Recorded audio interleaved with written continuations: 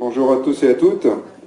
Merci d'être présents pour cette conférence. D'abord, je voulais remercier les organisateurs d'Agile Secteur Public. Donc, par expérience, je sais que c'est très compliqué d'organiser une conférence. En espérant que ça ne sera pas la dernière. Voilà, je pense qu'il y en aura d'autres. C'est toujours difficile quand on organise une conférence et après de se dire il faut en refaire une seconde et une troisième. Voilà, donc je pense que ce ne sera pas la dernière. Alors je me présente rapidement.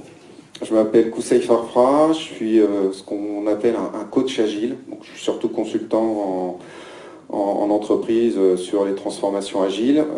J'ai un background assez long parce que je suis assez âgé. Donc j'ai commencé en 95, de façon assez standard, développeur, analyste, programmeur sur gros systèmes. Puis en 2009, j'ai découvert l'agilité, alors que j'étais directeur de programme, du bon cycle en V, avec des bons forfaits, avec des avenants, enfin tout ce qui faisait rêver. Et donc je suis passé Scrum Master, coach agile, et puis en 2015, j'ai créé ma société. Et j'ai créé aussi Agile en scène, une conférence qui a lieu tous les ans. Vous avez peut-être participé à une des éditions. Et en parallèle, j'ai développé une application qui s'appelle WeVise et qui permet de produire des indicateurs agiles à partir des données de Jira. Voilà, je suis désolé, on utilise Jira pour les KPI. Alors, pourquoi cette conférence ? Est-ce que vous savez ce qui s'est passé le 15 janvier 2009 ? Non, ça vous parle pas ? Non, c'est pas... Alors, en France, on en a un tout petit peu parlé, parce que c'est vrai que c'était assez exceptionnel ce qui s'est passé. Et puis on l'a vite oublié, mais aux États-Unis, ça a eu un retentissement très important, tellement important que Clint Eastwood en a même fait un film avec Tom Hanks, et que ça a révolutionné les procédures du transport aérien. Alors, 15 janvier 2009, donc à New York, donc il faut se remémorer qu'en certains 11 septembre, ils ont été frappés par des attentats terribles avec des avions. Donc c'était encore dans les esprits. Donc le 15 janvier 2009, le matin, le vol US Airways 1549 décolle de LaGuardia. Donc c'est un aéroport proche dans la banlieue new-yorkaise, donc pour aller vers Charlotte. Donc je crois que c'est en Caroline, il me semble. Je ne suis pas très bon en géographie. Et à peu près 3 minutes après le décollage, donc vous voyez, quand on décolle, 3 minutes, c'est pas très long. Donc 3 minutes, ça fait 2800 pieds, 850 mètres. Il percute un vol d'oiseau. Les 2 moteurs sont détruits. En tous les cas, c'est ce que le pilote dira à ce moment-là, donc plus de poussée.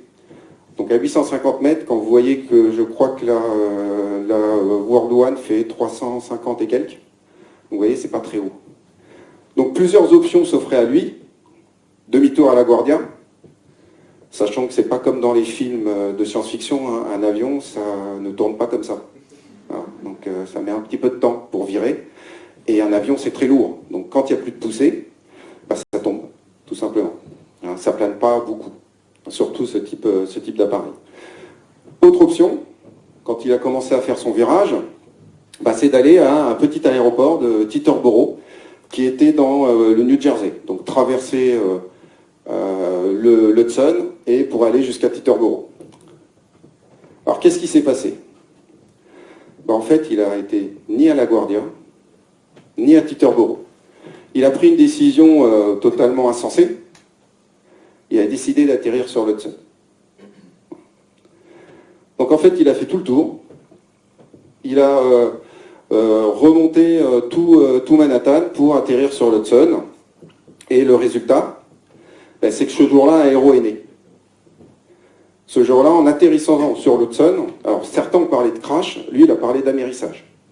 Parce que c'était un peu ça, il ne s'est pas crashé, l'appareil n'a pas été détruit. Il a atterri tranquillement sur l'eau en janvier. En janvier à New York, ça pique un peu quand même quand vous sortez. Avec avec 155 passagers à bord. En atterrissant sur l'Hudson, tous les passagers ont pu sortir de l'appareil et les ferries, les secours new-yorkais, etc. sont venus à leur aide et au final, quand ils ont fait le décompte, parce que c'était sa seule priorité, hein, au pilote, c'était quand il est arrivé sur le quai, on lui avait demandé d'aller voir le maire, etc. Il disait non, si le maire veut venir me voir, qu'il vienne. Moi, ce qui m'intéresse, c'est de savoir le décompte. Donc il a eu le décompte, les 155 passagers s'en étaient sortis vivants. Il y a eu une personne, une hôtesse de l'air qui a été blessée, une lacération à la jambe, mais pas de blessés graves. Voilà. Donc 155 personnes vivants, ce qui n'était jamais arrivé dans le cas d'un amérissage. En général, quand un avion tape l'eau, il y a beaucoup de morts. Donc c'était sans précédent, c'était jamais arrivé. Sachant ce qui était arrivé en 2001, ça a beaucoup frappé les esprits à New York et aux États-Unis. Alors ce pilote, c'est Chesley Sullenberger, qu'on va appeler Sully, parce que c'est beaucoup plus simple. Il faudra aussi que je trouve un petit surnom, moi, quand même. Ce pilote, en fait, qui il est? En fait, c'est un pilote qui a 40 ans d'expérience. Ancien pilote de l'armée de l'air, donc de l'US Air Force, qui a piloté sur des F-4, voilà, pour les amateurs d'avions de chasse, qui a fait toute sa carrière, qui a une grosse partie de sa carrière dans l'armée de l'air, et qui était même responsable des exercices Red Flag. Voilà, ce sont les exercices qui sont faits au niveau mondial avec l'OTAN, des exercices entre armées de l'air, et qui est devenu même un expert en sécurité, quand il était dans l'US Air Force. Et ensuite, il est devenu pilote de ligne sur US Airways et les compagnies qui appartenaient à US Airways. Donc c'est quelqu'un de très expérimenté. Donc on pourrait dire tout est bien qui finit bien. Alors, un héros est né, les passagers sont vivants. Voilà, c'est un peu comme quand on fait tous notre travail. Notre objectif, c'est de réussir notre mission. Lui, sa mission, c'était... alors à la base, c'était d'amener les passagers d'un endroit A à un endroit B en sécurité. Bon, là, au moins, il les a tous sauvés. Et bien, en fait, de héros, il est passé présumé coupable. Alors pourquoi, d'après vous, il est passé à présumé coupable? Il y a eu un gros procès assez retentissant aux États-Unis juste après. Pourquoi, d'après vous, on l'a pointé du doigt et on... Oui. Parce qu'il n'a pas respecté les demandes d'atterrissage. Ouais. Il n'a pas respecté la procédure, en fait. Quand vous avez un problème dans un avion de ligne, vous avez un manuel énorme avec toutes les procédures. Première procédure, deuxième procédure, si ça ne marche pas, on fait ça, etc. En fait, la procédure qu'il a mise en place, c'était la 15e dans la liste. Donc il n'a pas respecté les consignes du contrôleur aérien, qui lui disait d'aller à LaGuardia à Teterboro. Lui-même, quand il y a eu l'impact, il a immédiatement dit on retourne à LaGuardia. Et l'autre souci, c'est qu'en fait, il y a eu 20 simulations numériques qui ont été réalisées, qui disaient que l'avion avait suffisamment de poussée dans un des réacteurs pour pouvoir se poser à LaGuardia. Et les données qui avaient été récoltées par l'ACARS, donc ça c'est le système d'aviation qui enregistre tous les éléments, enfin tout le comportement de l'appareil, disaient qu'en fait il y avait suffisamment de poussée dans l'avion, dans un des moteurs, pour qu'il puisse atterrir. Alors que lui disait le contraire. Voilà. Lui, ce qu'il avait dit pendant le procès, puis pendant son témoignage, c'est qu'il avait ressenti que les deux moteurs n'avaient plus de poussée. Voilà. Mais il y a 20 simulations qui ont dit que, non, en fait, tu te trompes. Voilà. Tes 40 ans d'expérience ne valent pas grand-chose, parce que 20 simulations numériques disent le contraire. Alors pourquoi il y a eu aussi ce procès? C'est parce qu'il y avait des enjeux économiques. On est aux États-Unis. 150 personnes dans l'eau, 155 personnes dans l'eau, il y a un procès derrière, obligatoirement, et on demande des indemnités. Donc ni Airbus, qui ne voulait pas dire que son appareil avait un défaut, alors que ce n'est pas la faute de l'appareil, les avions percutent les moteurs, ils ne fonctionnent plus, à un moment ça tombe, ni US Airways ne voulait mettre la main à la poche. Donc il fallait un coupable parce que les procédures n'avaient pas été respectées. Alors s'il avait respecté la procédure, qu'est-ce qui serait passé? En fait, ils seraient morts, tous. On verra plus tard que ce qu'ont dit les nouvelles simulations qu'ils ont fait. Et le copilote Jeffrey Skyle a même dit pendant, ça on l'entend dans le film, pendant le témoignage, si on avait suivi les règles voilà, je ne veux pas dire le mot, on serait tous morts à l'heure qu'il est. Et il a raison. S'ils avaient suivi les règles telles qu'elles étaient écrites sur les procédures, ils seraient tous morts. Et il y aurait eu un nouveau désastre à New York, et ils n'auraient pas été les seuls à mourir, ils auraient pu aussi tuer des membres de la population new-yorkaise. Alors pourquoi les simulations se sont trompées? D'après vous? Les paramètres? Ouais, les données étaient fausses. Non, c'est que ouais. Ça a été fait a posteriori, ils savaient ce qui se passait. Ouais. Ils ont déclenché la procédure instantanément. Ouais, vous avez regardé le film. J'ai fait un peu vous de trichez. expérience auxiliaire. On a un tricheur. Ouais, en plus, le film est passé la semaine dernière à la télé. Quand j'ai vu ça, je dis c'est pas cool quand même. Ça m'a fait surprise, ça va pas du tout. Donc j'ai appelé TMC, je dis ça va pas du tout. Ouais, c'est exactement ça. En fait, c'est que le facteur humain n'a pas été pris en compte dans les simulations. Donc il y a eu 20 simulations numériques qui ont été faites par des ordinateurs, hein, voilà, sur des données qui, on s'en est rendu compte après, qui étaient fausses. Et il y a 17 simulations sur simulateur de vol qui ont été faites. 17. 17 simulations pour arriver à un résultat que les avions pouvaient atterrir. Ce n'est pas 17 simulations où tout allait bien. Il a fallu 17 simulations pour se rendre compte, pour trouver le moyen de faire atterrir les avions. Par contre, le pilote, lui, il n'avait qu'une simulation. Il a une chance. Voilà. Et donc, en fait, ce que ça montre, et on verra après pourquoi je l'ai mis un peu en rapport avec les transwagiles, c'est qu'en fait, sur un élément où la vie de personne était importante, on a oublié de mettre en avant le facteur humain. Et donc, comme vous le dites, ce qui a fait la différence, bah, c'est le temps d'adaptation. C'est le temps d'apprentissage de ce qui s'est passé. Voilà. Donc du coup, qu'est-ce qu'a fait Sully quand il a eu ce problème? Bah, et pourquoi il n'a pas suivi la procédure? Bah, tout simplement parce qu'il a mis en place, il a activé ce qu'on appelle l'intelligence opérationnelle. Sully, c'est quelqu'un, comme je vous l'ai dit, qui a 40 années d'expérience. Je n'avais pas démarré mon compteur, moi. Qui a 40 années d'expérience. Qui a volé sur des avions de chasse. On le voit également dans le film, qui a eu des problèmes aussi quand il volait sur avion de chasse, notamment sur F4, qui est devenu expert en sécurité aérienne, donc qui a un bagage, qui a une expérience, qui a une expertise, qui connaît son appareil. Quand l'accident est arrivé, ça faisait déjà 40 ans qu'il volait, et il avait, comme il le disait, il avait déjà fait voyager plus d'1 million de personnes. Donc c'est quelqu'un qui avait une véritable expertise. Et donc son intelligence opérationnelle, ça a été de se dire, dans un moment où il y a un problème exceptionnel, eh ben, je vais faire appel à mon expérience, je vais faire appel à mon savoir-faire pour choisir la bonne solution, même si la procédure me dit que ce n'est pas la bonne solution. Pour la simple et bonne raison, c'est qu'en fait, ce qui s'est passé ce jour-là n'était jamais arrivé dans l'histoire de l'aviation aérienne. Jamais un appareil avait été percuté par un vol d'oiseau à 850 mètres d'altitude en perdant ses deux moteurs. En général, ça tape un moteur, ça explose le cockpit et l'avion atterrit tant bien que mal voilà, avec un moteur esquinté. Parce qu'avec un moteur valide, vous atterrissez sans problème. Hein.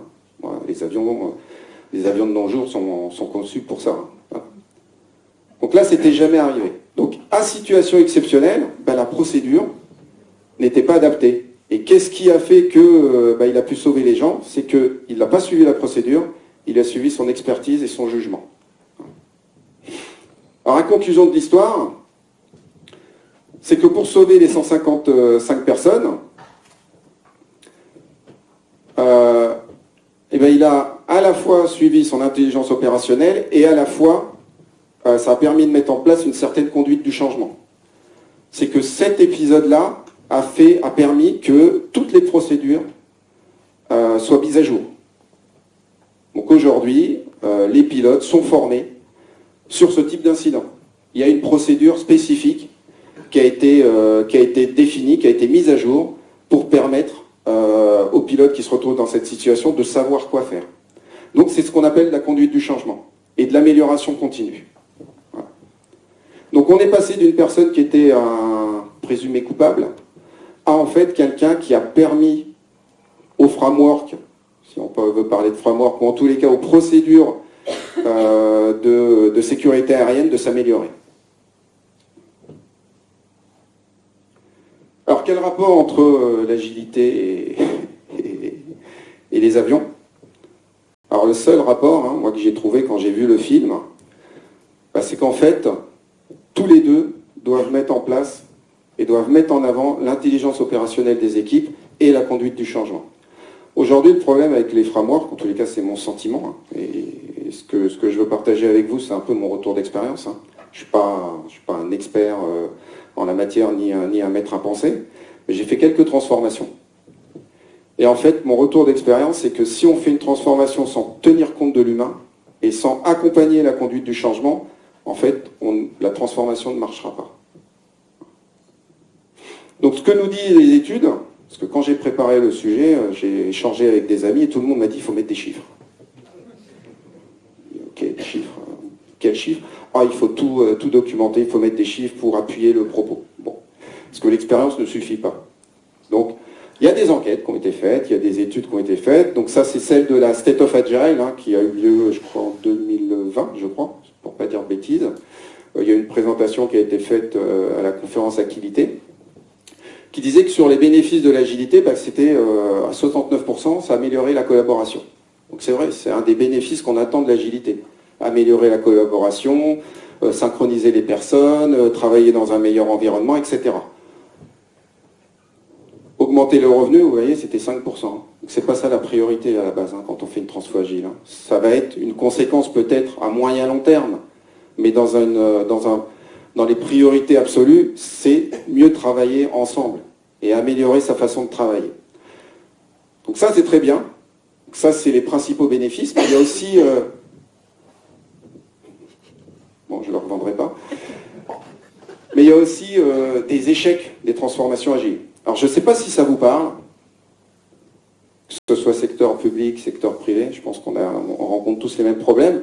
Donc ça, c'est une étude, pareil, de la State of Agile.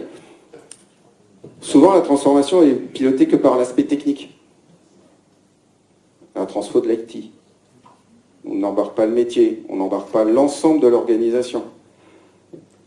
On a une culture organisationnelle rigide. On se fait une transfo agile, mais on ne transforme pas l'état d'esprit, on ne transforme pas le mindset, on ne transforme pas l'organisation. Absence d'alignement autour d'objectifs communs. Alors on parle beaucoup des OKR ces derniers temps.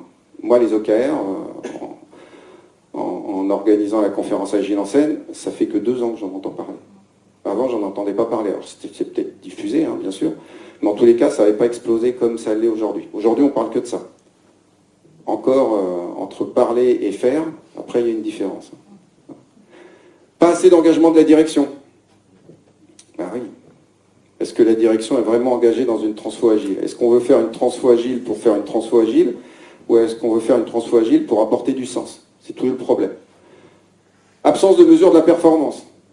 Alors moi, la dernière fois que j'ai parlé d'indicateurs à quelqu'un, une entreprise, on m'a dit non, mais nous, ça ne nous intéresse pas. C'est pas notre truc, les indicateurs. Bah oui. Alors je peux vous raconter une petite anecdote.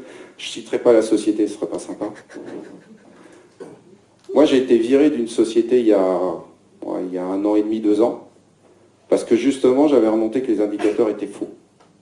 Tous les indicateurs qui étaient remontés, alors ils faisaient une transfo safe. Tous les indicateurs qui étaient remontés à la direction étaient issus de Jira, bien sûr, peu importe l'outil.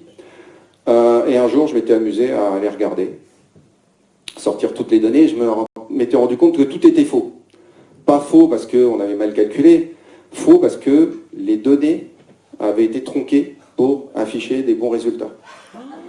Parce que l'objectif, c'était pas de réussir sa transfo, de s'améliorer, d'être meilleur, etc. L'objectif, c'était que le DSI soit content que la transfo marche. Voilà. Et donc j'en avais parlé avec deux RTE. Le premier, je lui remonte ça, il me dit ouais, je sais, hein, les résultats sont faux, mais moi ça m'arrange. Hein. Tu vois, bon, il l'assume, hein. Ok, pas de problème. Le deuxième, je lui dis ça. Donc déjà, la première chose qu'il me dit, c'est alors il faudrait que tu restes à ta place, quand même. Hein. Et la deuxième chose, c'est le lendemain, j'ai un coup de fil pour me dire je pense qu'on va s'arrêter là. Restons amis, mais on va en rester là.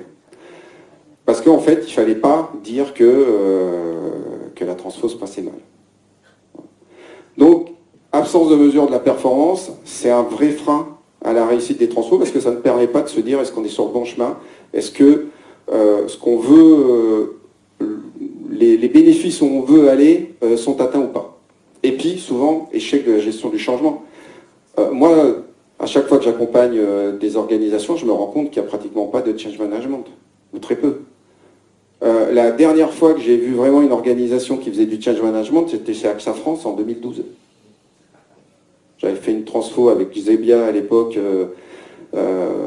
chez eux, c'était une des rares transfos à l'échelle qui se faisait à ce moment-là. On avait une vraie équipe de change management. Un centre agile, avec des coachs agiles, avec des personnes qui s'occupaient du change, qui s'occupaient de la communication. Enfin voilà, il y avait vraiment des moyens qui avaient été mis en place. Je vois ça de moins en moins. Aujourd'hui, on va dire on fait un centre agile, puis c'est une bande de coachs entre eux, ou un centre d'excellence quand on fait du safe. Et là, c'est pareil, on est sur les frameworks, mais on n'accompagne pas le changement.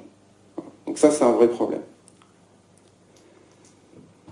Donc les frameworks ne suffisent pas. Alors quand je dis les frameworks ne suffisent pas, je ne fais pas de framework bashing. Je n'ai rien contre safe. J'ai beaucoup d'amis qui font du safe. J'en ai moi-même fait. Qui fait du safe dans la salle? Oh là là, mince. On est dans une conférence agile, vous êtes au courant? Personne pratique safe, ok. Ouais. Vous êtes sur quelle version? 6, ok, c'est bien. Qui a commencé une transfo safe, la première transfo safe qu'il a fait sur la version 6? La 5. Ouais. La 3. 1, 4, 3, non? Ouais. La 2. Peut-être presque. La 2, ça date, hein. Ouais. Partir à la retraite au même moment, j'ai l'impression. Il est dans la salle à côté, c'est Pôle emploi. Ah, il y a Pôle emploi en 2012, je suis pas sûr. Je suis pas sûr. Moi, j'ai commencé, j'ai fait une transfo safe dans une grosse société en 2013. C'était la version 2 à l'époque. Je crois que l'autre société qui, à l'époque en France, faisait une transfo safe, c'était Michelin, il me semble. Donc on a un peu essuyé les plâtres. Donc je fais du safe depuis très longtemps, hein, mais je ne suis pas marié avec. Voilà. Donc ce que j'ai constaté en fait, c'est que ce soit la version 2 ou la version 6, si on ne met en place que le framework, ça ne marche pas. Si on n'accompagne pas l'humain, si on n'accompagne pas le changement, pour vraiment s'adapter au contexte, ça ne marche pas. Moi, la transfo que j'ai fait en 2013, là, ou à laquelle j'ai participé en tous les cas, ça a été un échec retentissant. Ça a coûté une fortune, plus d'1 million d'euros. L'objectif à l'époque, c'était en plus, voilà, c'est une entreprise qui a beaucoup de filiales dans le monde. Ils voulaient créer un logiciel cœur pour toutes les filiales, plus la France. Le résultat, ça a été qu'on a arrêté la transfo du jour au lendemain et on a scindé la France et le monde. Donc on a tout réussi. Mais pour autant, cette entreprise n'arrête pas de faire de l'agile. Moi, depuis 2013, je continue à travailler pour eux. Mais ils ont compris que ça ne marchait pas. Ils ont compris qu'ils n'avaient pas l'organisation pour que ça fonctionne. Ils ont compris qu'ils n'avaient pas le mindset. Et donc, à un moment, ils ont dit, les équipes sont autonomes. Chacun peut mettre en place l'agilité comme il a envie de le faire. Donc, il y a une grosse équipe qui fait du safe. Il y en a d'autres qui font du Kanban. Il y en a qui font du Scrum. Il y en a qui font un peu des deux.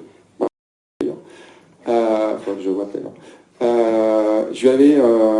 Il fait beaucoup d'études. Voilà, il diffuse souvent des études super intéressantes sur le déploiement de safe en France. Moi, que je trouve très instructif. Et je l'avais taquiné en lui disant, ça serait bien aussi d'avoir une étude sur les apports et les bénéfices de safe. Donc il m'a envoyé cette étude qui date de 2017 et il m'a dit si tu veux une nouvelle étude, bah, t'as qu'à la faire toi-même. Et ça me donne des idées. Et il n'a pas tort. Ouais. Donc oui, on va faire cette étude et on la diffusera, je pense, à Agile en Seine l'année prochaine pour faire vraiment un état des lieux des apports de SAFe en France. Donc les apports à l'époque, hein, c'était l'alignement, la vision partagée, le sens. Ça, c'est ce que les gens ressentaient, donc à 43%. La collaboration, la cohésion, voilà, des choses plutôt bénéfiques. Un langage commun, la satisfaction, alors ça c'est moins important, mais on était vraiment sur tout ce qui était transparence, humain, collaboration, alignement. Donc ça c'est le côté positif. Et puis dans les côtés un peu moins bénéfiques, bah, un change management compliqué. Voilà. Difficulté à bouger le mindset. Manque d'implication du management. Alors que là, par contre, il y a 43% là, qui disaient alignement, vision partagée. Et après, la réalité disait que c'était en fait très compliqué à faire. Alors vous pouvez retrouver son étude sur LinkedIn, hein, pour ceux qui veulent avoir le détail. Donc voilà, donc en fait, c'est bien de mettre en place un framework, mais si vous n'accompagnez pas le changement, quel que soit le framework que vous mettez en place, quel que soit le type de transformation que vous voulez mettre en place, ben, ça ne marchera pas. D'ailleurs, depuis tout à l'heure, je vous parle de transformation safe. Et moi, c'est ce que j'entends souvent quand j'interviens dans une entreprise. On va faire une transformation Scrum-Ban. On va faire une transfo Scrum. Ou on va faire une transfo safe. Et pareil, quand vous avez des annonces, on vous explique qu'on va faire une transformation safe. En fait, c'est pas ça qu'on essaie de faire. Ce qu'on essaie de faire, c'est une transformation organisationnelle, c'est une transformation structurelle, une transformation culturelle. C'est pas une transformation pour mettre en place un framework, c'est pas ça. Le framework, c'est le moyen qui va nous aider à arriver à atteindre nos objectifs, qui sont de mieux travailler ensemble, d'avoir peut-être des procédures de décision beaucoup plus rapides, et puis surtout de ramener à un moment l'église au milieu du village, c'est de faire une mission. Il y a pendant le Agile en Seine, pendant la keynote de clôture, on a Jean-Michel Fauvergue, l'ancien patron du RAID, qui est venu échanger avec nous, et il disait qu'au RAID, en fait,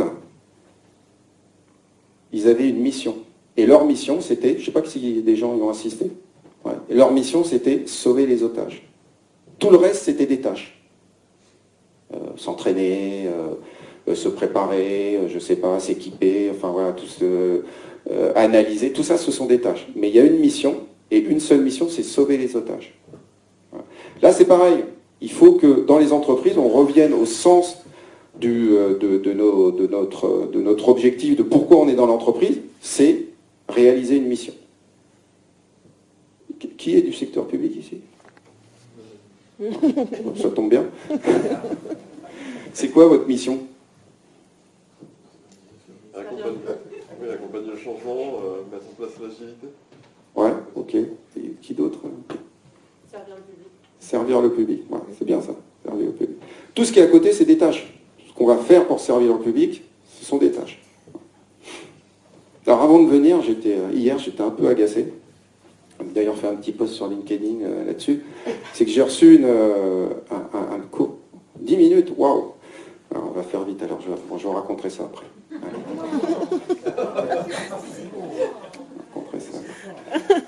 Ah non, mais je vais le dire à la fin si on a du temps. Alors du coup, il faut pouvoir s'adapter au changement. Donc, Peter Drucker disait que le plus grand danger dans les moments de turbulence, c'est pas la turbulence, c'est d'agir avec la logique d'hier. Alors, un grand philosophe vous dirait que il faut dominer, s'adapter. Voilà. Donc je vous dirai ça, je vous montrerai ça à la fin. Mais voilà, le changement c'est compliqué. Le problème aujourd'hui, c'est que quand on veut changer une organisation, en fait, on veut les changer avec la logique d'hier. Moi, j'ai dans cette fameuse société où j'étais, où on m'a remercié assez rapidement, quand je suis arrivé, en fait, ce que j'avais appris, c'est qu'ils avaient lancé une transformation 6 mois avant, et qu'avec une société, une ESN très compétente dans le domaine, donc transformation à partir de framework safe, hein, avec des coachs que je connais très bien, qui sont experts là-dessus, et là-dessus, il n'y avait rien à dire. Mais ils leur ont dit 6 mois, pas plus. Vous intervenez, au bout de 6 mois, vous partez, on reprend la main. Et ils leur ont dit, c'est pas possible. Le changement prend du temps, le changement est long. Une transformation, ça s'inscrit dans le temps. Et ils leur ont dit, non, c'est comme ça, on fait comme ça. Ok. Donc au bout de 6 mois, ils sont partis. Moi, à un moment, je suis arrivé, et j'ai trouvé en fait un centre agile, où on avait des coachs qui étaient peut-être très sympathiques, qui essayaient de faire leur maximum, mais qui étaient des coachs internes qui n'avaient pas été formés, qui n'avaient pas été accompagnés. Donc qui étaient un peu perdus. Et donc on s'est retrouvé d'un centre agile qui était là pour accompagner le changement, pour accompagner la transformation, pour apporter des bénéfices, en fait à une équipe de PMO, et j'ai rien contre les PMO, mais qui était plus là en bureau d'enregistrement et en aide à mettre en place les PI planning, quoi. Donc en fait tout le sens avait été perdu. Et ça, on l'a démontré par le fait que derrière, il y a carrément une équipe de change qui s'est créée de leur côté pour essayer de faire changer les choses. Et donc, on a eu 2 équipes qui sont rentrées en concurrence. Donc, le changement, c'est long, parce que c'est pas facile de changer. C'est pas facile de changer ses habitudes, c'est pas facile de changer son mode de pensée. Quand vous avez expliqué pendant 20 ou 30 ans que c'était comme ça qu'il fallait faire et que du jour au lendemain on vous dit non, la société a évolué, les habitudes ont évolué, le monde a évolué, il faut changer, bah, c'est pas évident de se remettre en cause. Mais ça, on ne peut le faire que si on a des personnes qui vous accompagnent pour aller vers ce changement. Et ça ne marche pas si on dit juste, on va mettre en place un framework Safe, Nexus, LES, peu importe, vous allez voir, ça va très bien se passer. Parce que ça devient que technique. Alors en plus, le changement, il a 2 vitesses. Vous avez les changements technologiques, on est passé du mainframe au web, aux applications mobiles, à l'IA. Et puis vous avez des changements organisationnels. Et qu'est-ce qu'on constate? Et là, c'est Scott Brinker qui a défini ce qu'il appelle la loi de Martek, du nom de sa société, que les changements technologiques vont beaucoup plus vite que les changements organisationnels. Lorsqu'il y a eu la pandémie, du jour au lendemain, tout le monde s'est retrouvé confiné à la maison. On s'est rendu compte qu'en fait, on ne savait pas faire de réunion à distance. Plein d'entreprises qui se sont rendues compte qu'ils n'avaient pas les outils. Moi, j'ai 2 filles. J'étais persuadé qu'en fait, elles avaient cours tous les jours à distance. Donc pendant pratiquement un mois, tous les matins à 8 heures, debout. Allez, il y a cours. Et en fait, ma fille, la grande, elle en avait tellement marre que ce qu'elle faisait, c'est qu'elle partait dans la salle de bain et elle allait se coucher dans la baignoire. Donc je lui fiche la paix. Parce que j'arrêtais pas de leur dire, vous avez cours, hein. Alors, il ne faut pas louper les cours, il y a le brevet et tout. Vous avez cours à distance et tout. Et en fait, au bout d'un moment, on m'a dit, non mais t'es gentil, mais en fait, on n'a pas cours à distance parce que ça ne marche pas. Donc ils avaient cours 1 fois par semaine à tout casser. Et la moitié du temps, ça buguait, quoi. Voilà. Mais à côté de ça, toutes les entreprises sont mises en ordre de marche pour que le changement technologique aille vite et que les gens puissent travailler à distance de bonne façon. Voilà. Il y a eu l'essor de Teams, etc., voilà, tous les outils collaborationnels. Par contre, au niveau organisationnel, ça a été beaucoup plus dur. Hein. Le télétravail, ça reste encore difficile. Hein. Et puis on essaie d'y revenir. Quand on vous demande, vous allez bosser dans une entreprise, on va vous dire, ici, c'est 3 jours par semaine sur site. Pourquoi? Ça apporte, c'est quoi l'intérêt? Ça apporte quelque chose? Moi, quand je suis intervenu dans cette fameuse société, on me disait, faut venir 2 jours sur site je me souviens plus où c'était. Peu importe. Ok, donc je prenais le périph' en scooter, donc super. Puis j'arrivais, je faisais des réunions dans une salle avec des personnes qui n'étaient pas là. Tout seul. Avec un masque, hein, parce qu'à l'époque, il fallait porter le masque. Donc c'était super agréable. Chez moi, j'en porte pas, hein, donc j'aurais été mieux à la maison. Donc à un moment, j'avais dit au responsable, écoute, quand tu auras des gens sur site, je viendrai sur site. En attendant, je reste à la maison. Donc là, on avait défini que, oui, 1 jour par semaine, on était tous là pour au moins travailler ensemble, quoi. Voilà, se voir, se toucher. Voilà. Donc c'est plus difficile de faire le changement organisationnel. Et puis l'entreprise, c'est un ensemble de sous-systèmes. Donc on a les sous-systèmes sociaux, la structure, l'organisation, les personnes et leurs compétences. Et puis on a un sous-système technique. Voilà, les produits, les valeurs, les technologies. D'après vous, les transforms en général, on les fait à quel endroit? Ouais, on les fait souvent au niveau produits, valeurs et techno. Hein. Parce qu'en fait, le problème, c'est l'IT, toujours. Hein. C'est eux qui doivent se transformer. Mais en fait, on s'aperçoit que ces sous-systèmes, ils sont sans cesse en interaction. Les produits et les valeurs ne peuvent pas fonctionner sans les personnes, sans leurs compétences. La structure organisationnelle ne peut pas fonctionner s'ils ne peuvent pas mettre en place des outils ou voilà, s'il n'y a pas des technos. Tout cela, ils sont en interdépendance. Donc en fait, quand on fait une transformation, il faut qu'on adresse l'ensemble de ces sous-systèmes. Donc c'est très important. Alors j'accélère parce qu'il ne reste plus beaucoup de temps. C'est sympa hein, d'être bêta-testeur parce qu'en fait, cette conférence, à la base, je dois la donner à Gilles Tour Montréal. Donc merci beaucoup. Hein. Donc, je serai très friand de vos feedbacks. Hein. Voilà, trop long, pas concis, faut changer, n'hésitez pas. Hein.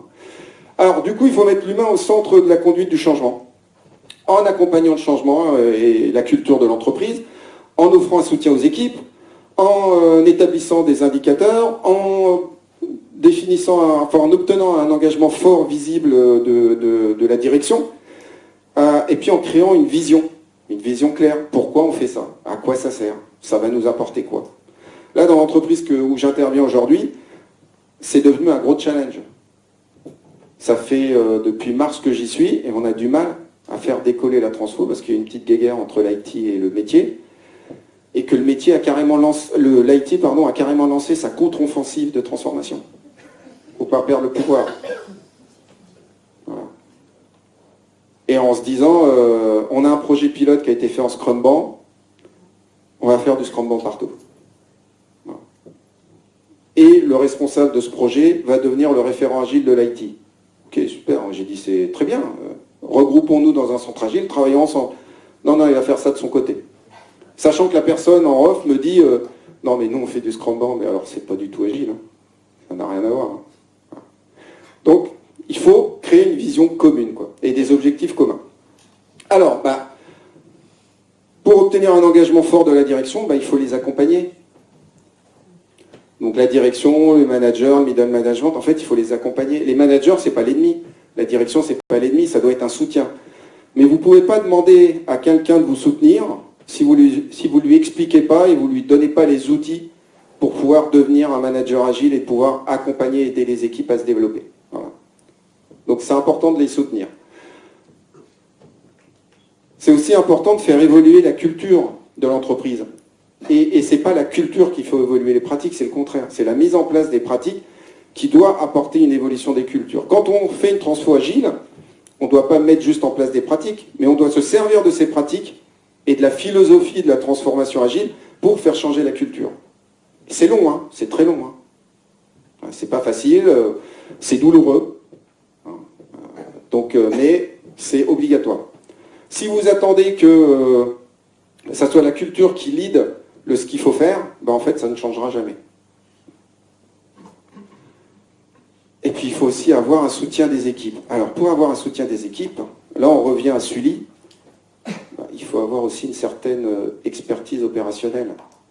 Donc, moi, j'ai rien contre les certifications, hein, j'en ai plein. J'ai arrêté à la 4.5 hein, pour Safe, parce que je me suis dit, au bout d'un moment, c'est bon, j'ai plus de sous. Ça coûte un peu cher, ça coûte un bras. Alors, j'ai rien contre les certifs, hein, je donne des formations là-dessus, donc il n'y a pas de problème. Par contre, Sully, est-ce que son brevet de pilote,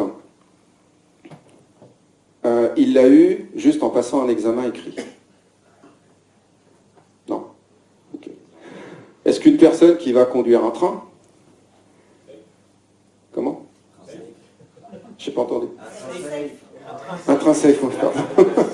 Je n'avais même pas vu arriver celle-là. Donc est-ce que quelqu'un qui va conduire un train ou un métro l'a eu en juste répondant à un questionnaire? Non, ils ont eu leur certification par rapport à des tests écrits, psychologiques, etc. Et puis par rapport à une pratique. Voilà, ils ont été formés. Un pilote d'avion, il va passer un certain nombre d'heures sur un avion avant d'avoir son brevet. Et Sully, avant de pouvoir monter... Ouais, c'est bon. On a un peu de temps. Avant de pouvoir embarquer des passagers, il a eu un certain nombre d'heures de formation. Et à chaque fois qu'un pilote passe d'un appareil à l'autre, d'un modèle à l'autre, il est obligé de suivre un certain nombre d'heures de formation. Un A320, c'est pas un A380. C'est pas le même comportement. un F-4 de l'armée de l'air américaine, ça n'a pas le même comportement qu'un avion de ligne. Hein, en fait, c'est pas Top Gun. Hein. Donc, c'est bien d'avoir des certifications parce que ça permet d'avoir une connaissance théorique, mais moi, je pense que l'expertise opérationnelle est plus importante. Donc, ce qui m'embête des fois dans les transformations, j'en parlais avec quelqu'un tout à l'heure, c'est souvent qu'on a des SPC qui viennent, qui ont passé l'assertif et qui vous disent « je vais vous expliquer comment on fait une transformation safe ». Mais j'en ai jamais fait de ma vie. Ça, c'est un problème. Donc il faut être, comme on dit, exemplaire. Il faut apporter son expérience. Parce que si vous n'apportez pas une expérience aux personnes à qui vous demandez de changer, ben vous n'êtes pas crédible, tout simplement. Alors c'est ma vision, hein. On a le droit de ne pas être d'accord. Alors les OKR, ça c'est important aussi de les mettre en place parce que ça permet à un moment à tout le monde de se bouger dans l'organisation, et notamment au niveau de la direction, pour donner un sens à tout ça, pour donner un chemin, pour donner une direction. Pourquoi on est là?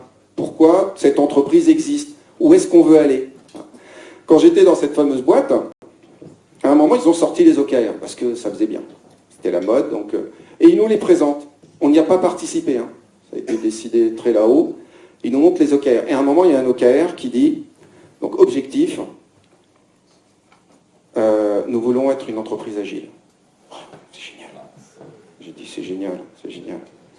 On fait des crédits à des startups, on veut être une entreprise agile. C'est super. C'est vrai que ça va bien avec le métier. Bon, je dis, ok, pourquoi pas. Qui résulte 80% des collaborateurs certifiés safe. Ah. Pas gagné. Bon, bah ok, bon, c'est facile ça. 80% des collaborateurs certifiés safe, on n'est pas vraiment dans un objectif ambitieux. Vous avez un peu d'argent, c'est bon, ça va le faire. Donc, il faut qu'on ait des vrais... Alors, je ne suis pas un spécialiste des OKR, hein, vous voyez, avec... c'est Juliette qui est passée hier, ou avec Laurent Morisseau. Voilà, ils sont beaucoup plus experts là-dessus, mais... Par exemple, là-dessus, sur les OKR, c'est pareil. J'ai eu une formation OKR avec Laurent Morisseau. J'ai lu le bouquin. Je donne aucun accompagnement sur les OKR. Parce que je ne me sens pas légitime, je ne me sens pas expert. J'ai essayé moi-même de définir des OKR de mon côté. Ça n'a pas été un grand succès. Entre c'est quoi l'objectif, c'est quoi un qui résulte, c'est quoi une initiative. Et donc du coup, chez mon client actuel, là, on a décidé de mettre en place des OKR, on a demandé à Laurent de venir nous expliquer comment on fait. Pour nous former, pour former la coach interne. Parce que moi, je suis incapable de le faire. Donc c'est là où je vous disais expertise opérationnelle. On accompagne par rapport à l'expertise que l'on a. On n'accompagne pas par rapport aux certifications ou aux formations qu'on a reçues. Les formations, c'est juste une clé pour nous donner des éléments de contexte, mais après, il faut se former. Alors et puis, une transfo, c'est bien, mais à un moment, il faut qu'on puisse savoir où on est. Hein. Et pour savoir où on est, il faut qu'on ait les bons indicateurs. Et pour avoir les bons indicateurs, il faut qu'on ait la bonne data. Là, le procès qui a eu lieu pour l'accident d'avion, enfin, pas l'accident d'ailleurs, l'amérissage de ce lit, c'est parce que les données à carte étaient fausses, tout simplement. Donc la data était fausse. Et moi, je constate souvent ça quand j'accompagne des organisations ou que je vais présenter mon application à des sociétés. J'ai souvent le même discours. Ah ouais, mais chez nous, ça ne va pas marcher. Ah, pourquoi vous n'aimez pas les indicateurs et tout? Non, c'est pas ça. Nos données sont pourries. Alors souvent Jira, parce que nous, Weavis se connecte qu'à Jira. Ah, bah c'est pas grave. On va nettoyer. On va travailler, on va revoir un peu l'organisation, on va revoir comment gérer les données, on va former les équipes. Donc la plupart me disent oui, ok, d'accord, on va faire ce travail. Puis j'ai une grande assurance qui un jour m'a dit non, ça ne va pas être possible. Ah, pourquoi? Il y a un problème technique, c'est compliqué. Non, c'est que j'ai pas envie de vexer mes Scrum Masters. Mais pourquoi? Bah en fait, s'ils se vexent, ils se barrent et ça va être dur d'en retrouver, quoi. Donc la personne préférait avoir des données fausses. Chez mon client actuel, la productivité, la notion de productivité qui était remontée au DSI tous les mois, c'était le nombre de points faits par sprint, les story points. C'est pas on a fait de la valeur, on a produit tant de fonctionnalités, non, c'était ok. Productivité pour eux. On a mis en place Weavies, on a sorti tout un tas d'indicateurs, et donc dès qu'on l'a branché, sur les différentes équipes, on s'est rendu compte qu'en fait, ce qui était remonté ne correspondait pas du tout à ce que nous disait l'outil. Donc je me dis, tiens, il y a un bug. Non, non, c'était pas ça. Les données étaient bonnes, hein. Enfin, en tous les cas, ce que ça ressortait, ça correspondait bien à ce qu'il y avait dans Jira. Et quand on a commencé à demander au Scrum Master, oui, c'est fini. Okay. Je vais faire comme Julia de Funès à Gilles Enseigne, je vais continuer. 5 minutes, s'il te plaît. Et donc, en fait, ce qui s'est passé, c'est qu'ils m'ont tous dit, non, mais on a un fichier Excel à côté. Puis on met un peu ce que le manager veut voir, histoire qu'on soit un peu tranquille, quoi. Voilà. Donc c'est important d'avoir des indicateurs. Pas juste sur j'ai fait tant de stories, etc. Est-ce que ma conduite du changement marche? Est-ce que mon équipe est en santé? Je mesure la santé de mon équipe, je mesure l'avancement. Moi, souvent, ce que je dis, c'est qu'une transfo agile, c'est comme la création d'un nouveau produit. Et quand on crée un nouveau produit et qu'on le vend, on regarde est-ce qu'il se vend bien. Voilà. Et puis, quels sont les apports? La qualité, le NPS, etc. Alors, je vais vite parce que je trouve.